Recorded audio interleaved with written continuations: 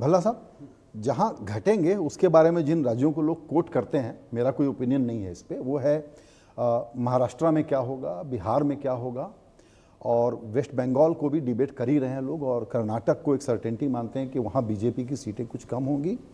North में ज़्यादातर लोग बहुत मेहनत करके कह देते हैं कि शायद 2-4 राजस्थान में कम हो जाए। ये मोटा मोटा कमेंट्री आपने सुनी हुई है।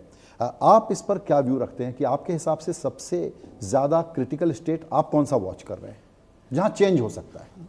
देखिए, I am not an expert on state wide analysis, मगर महाराष्ट्र का मैं आपको ये कहूँगा कि लोगों को पता भी नहीं किसके लिए वोट कर रहे हैं।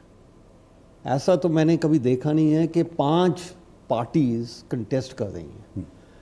तो ज़्यादातर मैं यही एम्फसाइज करूँगा कि हवा जो है, जो हमने पहले शुरू में बात की थी वेव का, हवा ये है कि परफॉर्मेंस भाजपा की बहुत अच्छी है। और जैसे मैंने पहले कहा कि आप पूरे 70 साल देख लीजिए, ऐसी परफॉर्मेंस नहीं हुई कभी जो पिछले 10 साल में हुई है।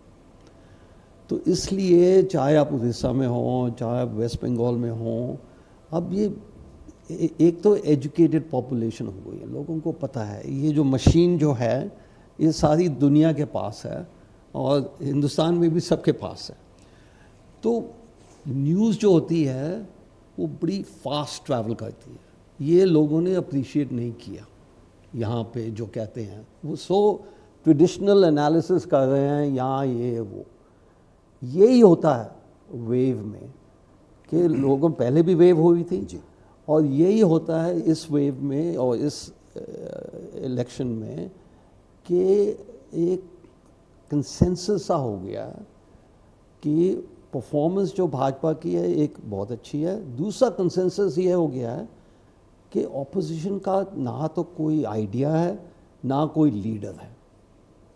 तो मैंने तो कभी इलेक्शंस में ये नहीं देखा कि फेसलेस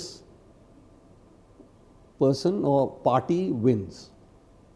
तो इसलिए मेरे को काफ़ी कॉन्फिडेंस है कि रिकॉर्ड्स तोड़ेंगे इस इलेक्शन में, इस चुनाव में। और ये देखना है कौन सा रिकॉर्ड। एक तो जैसे मैंने पहले कहा कि अगर आप रिकॉर्ड्स तोड़ने की बात देख रहे हैं तो आपको एनडीए की सीट्स देखनी चाहिए। और अगर आप और वही सबसे ज़्यादा बात ही है। और अगर मेरे को बताइए, जब मैं वोटिंग बूथ में जाऊंगा तो ऑपोजिशन ने क्या मेरे को बताया कि ये करेंगे, ये बदलाव लाएंगे और इसलिए लाएंगे और इसलिए तो मेरे को वोट दो। तो मैंने ऐसी वन साइडेड इलेक्शन देखी नहीं आज तक देखी। बिल्कुल।